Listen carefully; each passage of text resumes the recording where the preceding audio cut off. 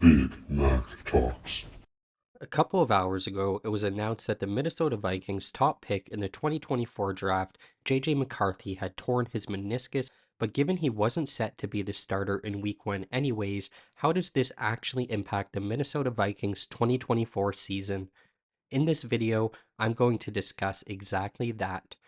To start, obviously, best wishes to McCarthy in his recovery. The potential impact this has on him not only this year, but in his overall development is undeniable.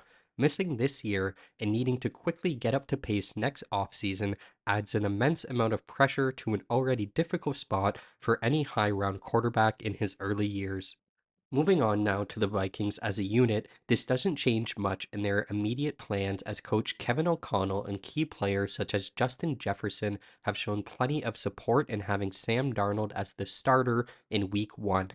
However, I personally do not think Darnold was in line to keep the job for the entire season, as we could all probably agree we've seen enough of him to know he's a pretty mediocre starting NFL quarterback.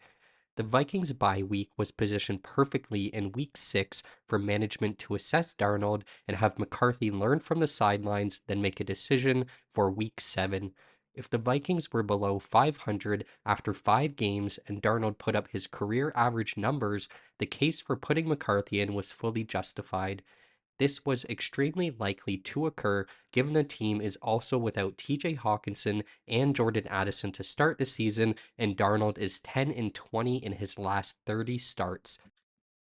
Now, however, Minnesota will be forced to ride with Darnold all season or replace him with one of Nick Mullins or Jaron Hall, who were combined 1-3 last year as starters. The injury takes away any depth the Vikings had to lose, and I think too much pressure will be on Darnold to make more of an impact than he's able to. McCarthy, on the other hand, may have been able to make an impact if given the chance partially through the season. With Darnold at the helm all season, I'd also say it's far more likely we see a run heavy approach with Aaron Jones and Ty Chandler, but given Jones is slowing down and Chandler is unproven, I'm not confident in this duo carrying a team in the postseason. This may also be a problem for Justin Jefferson, who loves to get the ball as much as possible in a game and has already made some drama this offseason despite the new contract next season that could cause some issues. In the best case scenario for the Vikings, Sam Darnold could come in and serve a Sam Bradford like role for the team who had a resurgence of sorts with the Vikings after being casted away from several teams despite being a top pick.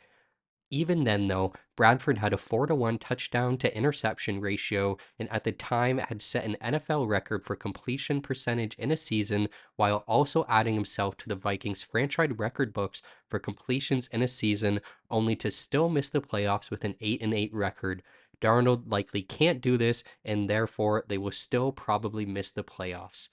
Knowing this early, the team may be best just to tank for the highest possible pick and get the top offensive lineman next year, as clearly they have a problem with leg injuries and quarterbacks and have also been in the bottom 10 in sacks allowed 2 years consecutively.